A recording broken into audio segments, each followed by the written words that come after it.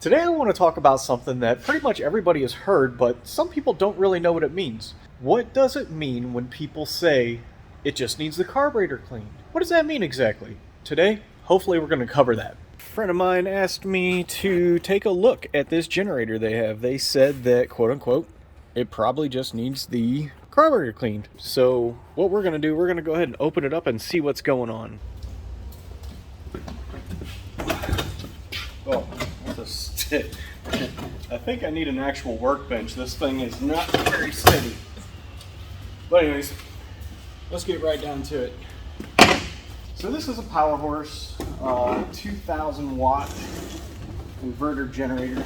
Yeah, 2000 surge, 1600 continuous. So anyways, what they said was wrong with it was that it would run with the choke on all the time. I don't know if that's, I haven't even tried to start it or anything, so I don't know if that's true or not. I probably should. Go on real quick. We'll just try it.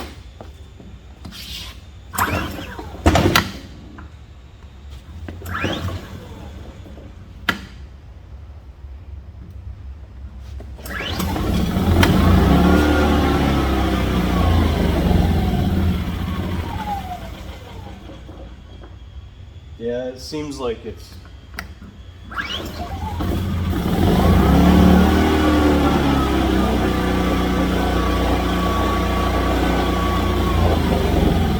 Yeah. When you put it on run, it dies right away. Okay. Man, these things are so quiet. I could easily run that inside here and die from carbon monoxide poisoning. So anywho, you guys aren't getting off that easy though. Got your spark plug access in there. Noise canceling foam. If it'll only run with choke on. When you choke something, obviously, it's a picture Bart Simpson. You know, picture Bart Simpson. So he's choking off his air supply. That's what choke is. It chokes off air supply and makes the mixture more rich, so it'll fire. Held on. Dude, that is crazy how tight that is in there. It looks like you can still get it off though.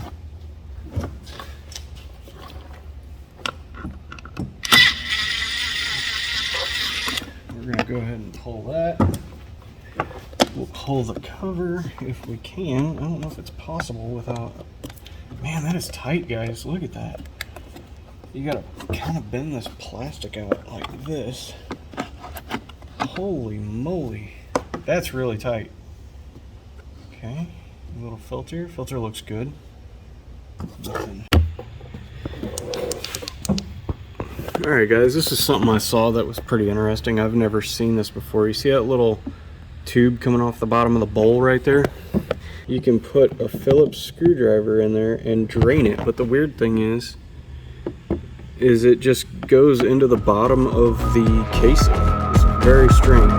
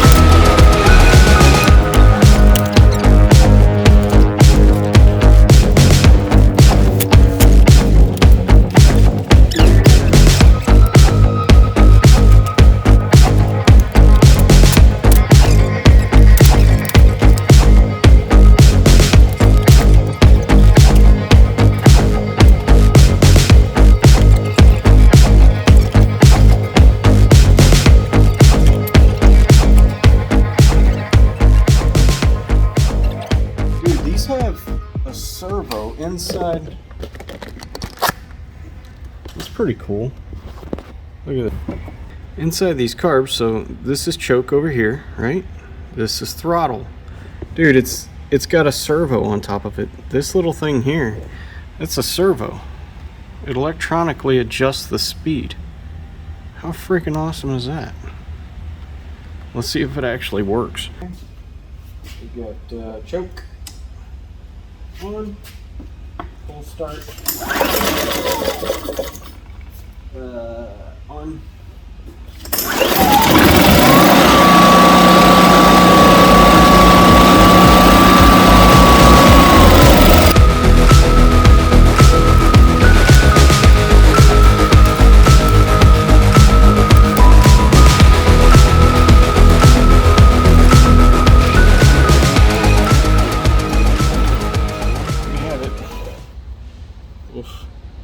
Just leaking a little fuel, nothing too crazy. Somebody has already been on this before. It's kind of chewed up down here. I don't know what they used on it, but they used something, probably even in the bottom of here. So let's go ahead and crack her open and see what we got. We're gonna go ahead and pull the bowl off the bottom, see what we got going on inside. Now when you put this back together, you do not want to use an impact. That is not advised. So it was getting fuel. We're gonna need more paper towels, boys. So it was getting fuel.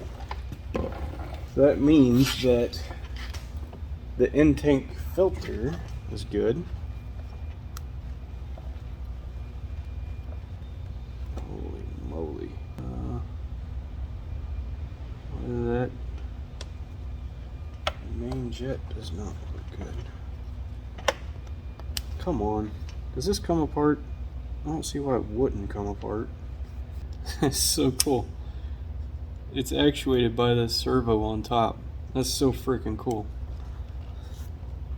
Big fan. Techie stuff. Okay. The gaskets tend to get crunchy after a while. So I very well may have ruined the gasket, but we can very gently, we'll just pull that out of there very gently like. We didn't tear it.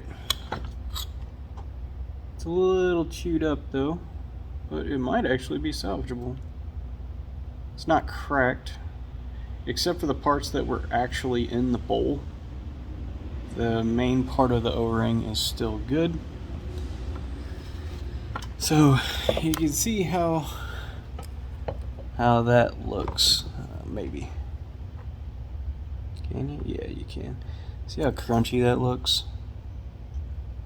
That all needs, see how I scrape that away? There's a bunch of crap in there.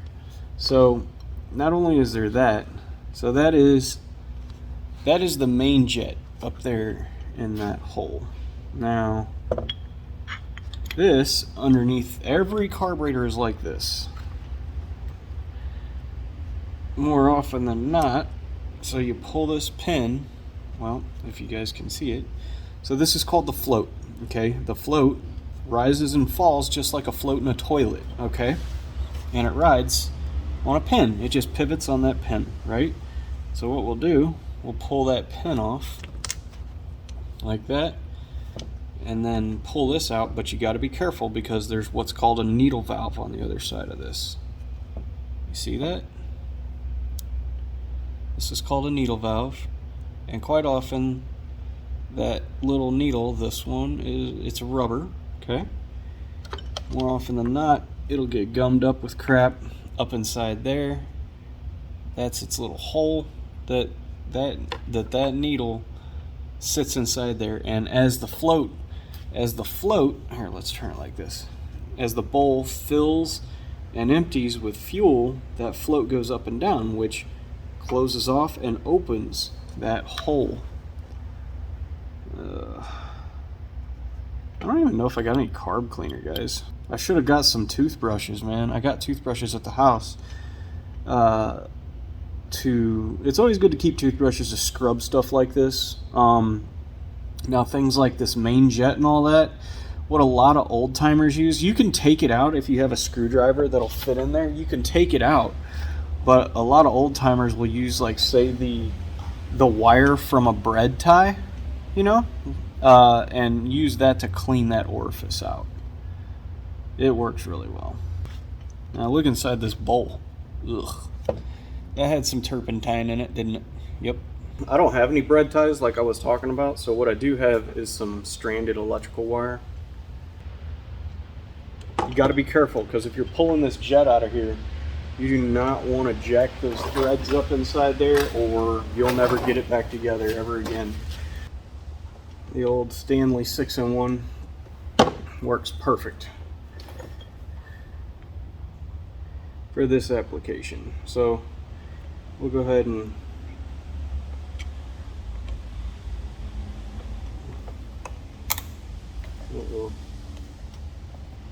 I was gonna say we'll go ahead and back out the main jet, but now it's kind of fighting me.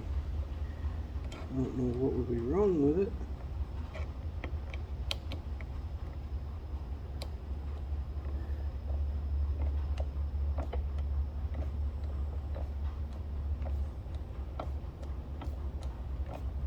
There she goes, she's coming.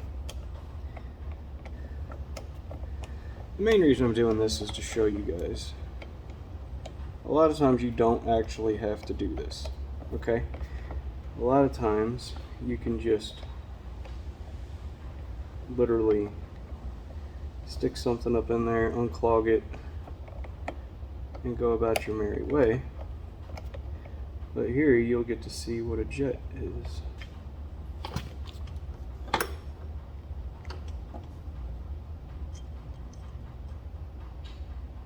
So this one really gummed up. Let's see if you guys see all that crap hanging out of the end of that? See that? It's no good. How much daylight can you see through that? Not very much at all. So what I'm going to do is I'm going to take my electrical wire here. Remember, copper's really soft. Copper is softer than brass, right? Jesus, that's a lot of crap, guys. We just take it like this and clean it up like that. See? Holy moly. I can't believe how much is in there. Get you a little carb and choke cleaner. Give her a nice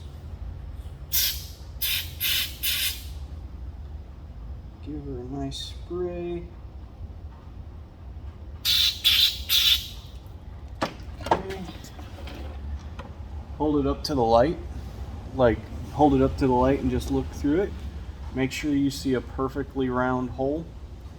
Because if it's not perfectly round, that means you still got stuff.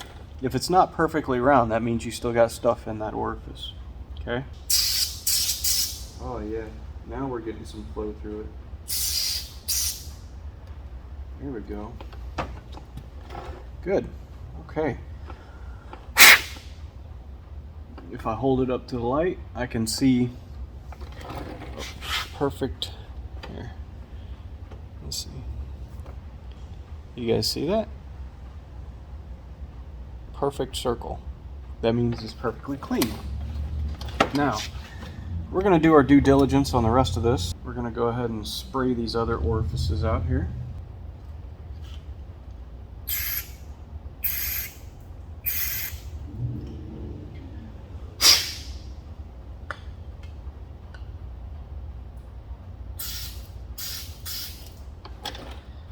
So here, I'll do this for you guys.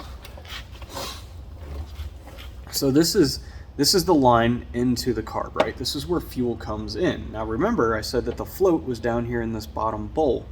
And what it does is regulates how much fuel is in there, right? So that needle valve is the stopper for it. And if you look here, I don't want to squirt the camera. So there you go. See that? Fuel goes in, into the bottom, just like that. Obviously, where that needle valve goes in there, you do want to make sure that that bore is clean, okay? And we just did that with the cleaner. This is where your main jet goes. You can see up in there. You want to make sure that is clean. Now, inside the carb, you can see that tiny little brass nipple coming up right there in the middle.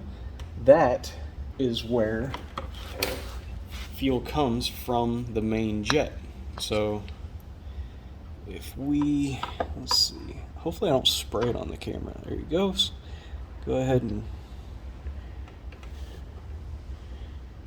see, watch. See that? So there you go. That's how that works. Freaking magic, right? Okay, what else do we got? The rest of this looks pretty good.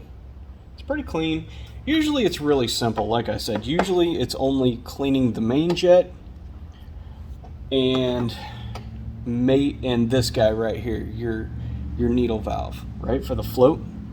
Now, remember, I didn't even have to pull the bowl off because you see the hole in the center. That hole in the center is where the main plug went, right? Wherever the heck it is. It's on this table here somewhere. Alright, well, I probably shouldn't be losing important pieces like that. Or, you gotta go buy new ones. And then you're out money, because people are like, hey Rich, can you fix my crap? There we go. Okay. So this is the main plug right here. It's just a little hex head bolt. Some of them have little drains built into them. Some of them do not. But anyways, this goes in there like so and holds that, threads into that hole right there. Kind of like so. You're not really supposed to do this, but I have a stainless steel brush. It's just a little Harbor Freight special. Now, the reason why you probably don't want to be using this is because stainless steel can scratch aluminum. But what I'm doing is I'm just kind of knocking some of this rust off of here. I am going to hit it with some more carb cleaner here in a second. But I'm just using it to clean it up. I don't have any toothbrushes on me right now. So there we go. We're just going to clean that up like that. Make it all nice and shiny again. There we go. Not too shabby, huh? Alright, now we'll clean up this surface. Remember this, all of this was messed up. All of it had crap on it. So we'll clean that. Now we got it, look at that. It's like turning to powder in there. Like, see that? Look at that. I just dumped that out of the bowl. Let's go ahead. We're gonna clean the bowl now. Same premise, just spray it, scrub it, done. Not a big deal. You don't got to get too crazy with it or anything like that. Okay, so that's pretty clean. Should be good to go now. Yeah, see this little, that's pretty crazy. I like that design. That's kind of a neat idea. Because it's cooped up inside here, you know? And there's no easy way to get this bowl off and clean this stuff. Unless, you know, so they just, whenever you're packing it away for storage, they always recommend to drain the fuel out of the bowl, right? So that's an easy solution. It sticks out like that towards the operator, like the compartment that you take off. So you just reach in there with your little screwdriver, you know, you loosen the screw, bleed it out, and yeah, that's a pretty good idea, actually, you know. God dang. Whoever tightened this before really tighten the bejesus out of it. I felt like whenever I felt like when I was loosening it, I was gonna break the dang thing. I was like over here, veins popping out and stuff, trying to open that. Okay, first things first will be the jet. We'll double check it again for crusties and crap like that. All right, make sure your sealing surface is good, clean on the bottom, because it has to seal against that other surface in there. And we'll just thread that back in there like so. Grab your fancy dancy 6-in-1, the one that makes you the talk of the trailer park. Run that back in. snug it down. Don't need a ton of torque. It's brass, okay? So you don't want to break it. You're working with brass and aluminum here. Just give it a little snug. Like that. A little baby snug. I recommend having a neater workspace than this. These tiny little parts, man, like these pins are easy to lose, which is actually what I was just looking for. So you want to make sure the rubber part is clean and that it will seal effectively, and don't break it off like that. Little D back on there like so. Okay.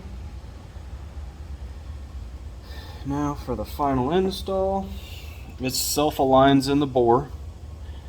Nothing to be worried about there.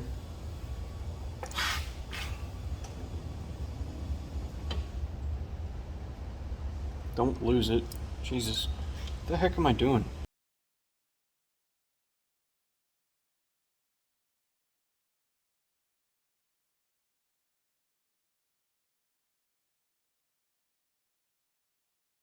Got it all back together.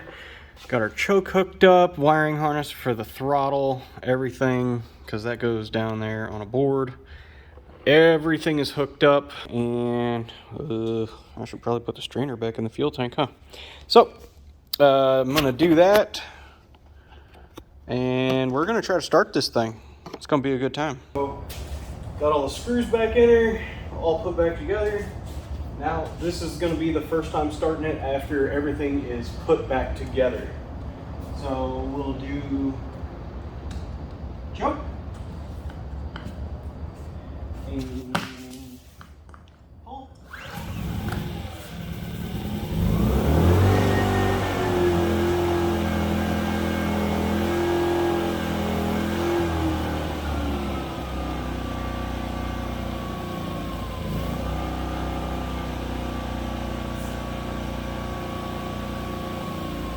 So that right there is with the electronic throttle control. What that is that modulates how much throttle it based on the load. So when you put more electrical load on it, picture an alternator on a car. The more load you put on it, the harder it is to turn because it's trying to generate even more. It's the same way on this. The more amperage you try to pull, the harder it's going to pull on the engine. So therefore, that's what that is. Now, you can switch it off and it'll run full bore. Here, I'll show you.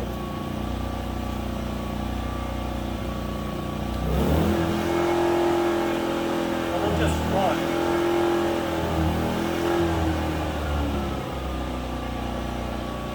But if you run it like that, obviously it'll be a little quieter and you'll save a lot of fuel.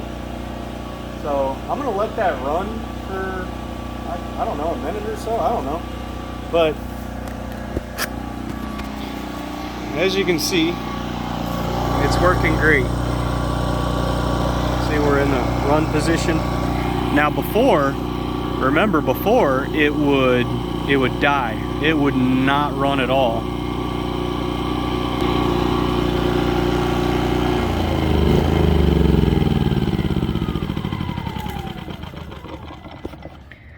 So I don't really know how much he is selling that generator for. I had to get it done tonight because supposedly tomorrow he is selling it to somebody. He has somebody who's going to take it.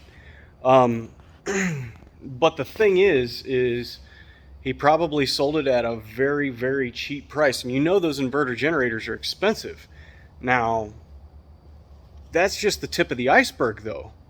There are lawn mowers, there are obviously generators, pressure washers, pretty much anything you can think of. And what do people always say?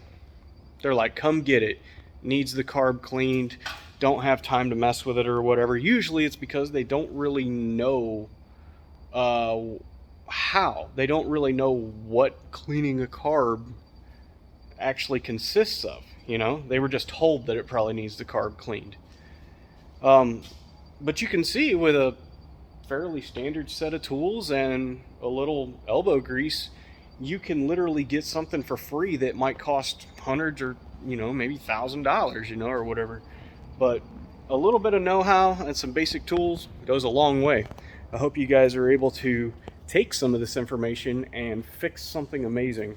If you guys were able to take what I showed you today and fix a piece of equipment, please leave down below in the comments what you fixed.